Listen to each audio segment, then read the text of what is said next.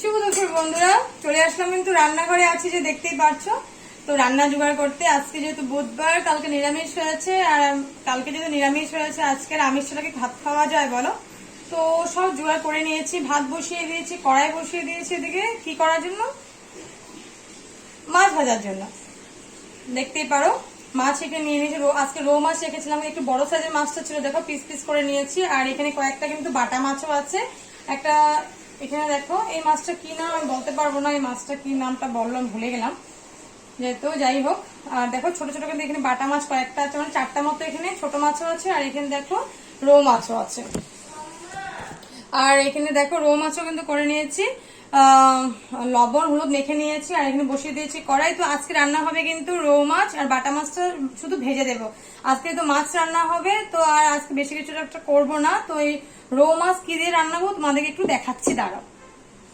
আজকে রৌ মাছটা রান্না হবে, অনেকদিন পর আজকে রান্না করবো কিন্তু রৌ মাছের সাথে কিন্তু আলু দেখো। আর এটা নিয়েছি কিন্তু পটল।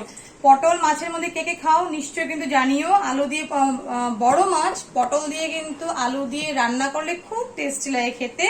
এই দেখো কেটে নিয়েছি কিন্তু লম্বা লম্বা করে দেখো পটল। আজকে রৌ মাছটাকে যেহেতু বড় রৌ মাছ টুকরো টুকরো টুকরা করেছি, রৌ মাছ টুকরো টুকরো হয়েছে।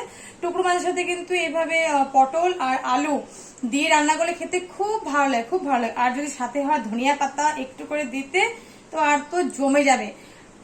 পটলের তরকারি কিন্তু খেতে আমরা খুব ভালো লাগে, আমি খেতে খুব ভালোবাসি পটলের তরকারি।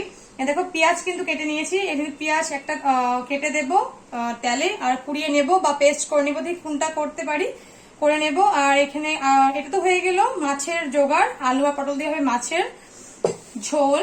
আর সাথে হবে দেখো, এটা কি ডাল তোমরা কি চিনতে পারো? বলতে পারবে কেউ এটা কি ডাল? এটা কিন্তু হলো মাসকলাই ডাল। অনেকদিন পরে যেহেতু কালকে দেখলে বাজারে গিয়েছিলাম, তো মাসকলাই ডালটা এনেছিলাম। দেখো এই মাসকলাই ডালটা একটু করে ভিজিয়ে রেখেছি, বাস একটু করে এখান থেকে কালো যে চোকলাগুলো আছে সেই একটু করে কিন্তু আমি ফেলে নেবো, সবটা ফেলবো না, যেহেতু এই চোকলাটাতে কিন্তু অনেকটা ভিটামিন আছে। এটা কিন্তু আমরা কাঁচা কাঁচা করি, আজকে কাঁচা ভাবেই বানাবো, কোনো ভাজবো না, কিন্তু কাঁচা ভাবেই রান্নাটা করব, খেতে খুব ভালো লাগে।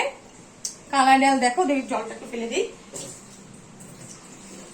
এই দেখো কালা ডাল, এটা তো কালা ডালটা দেখো খুব ভালো লাগে কাঁচা ভাবে রান্না করলে। তো আজকে কিন্তু কাঁচা ভাবে রান্নাটা করবো। কি দিয়ে রান্না করবো তোমাদেরকে চলো একটু করে দেখাই। কালা ডালটা রান্না হবে দেখো, এই যে মাছের মাথা, মাছের মাথা, মাছের যে তেলটা ছিল না, সে তেল তো বেশি ছিল না, একটু করে তেল ছিল, মাছের মাথাটা একটু বড় ছিল। তো দেখো আমি সুন্দর করে মাছের মাথাটা কিন্তু একটু ভেঙে মানে কেটে নিয়েছি। তো এইভাবে কিন্তু ভাজবো।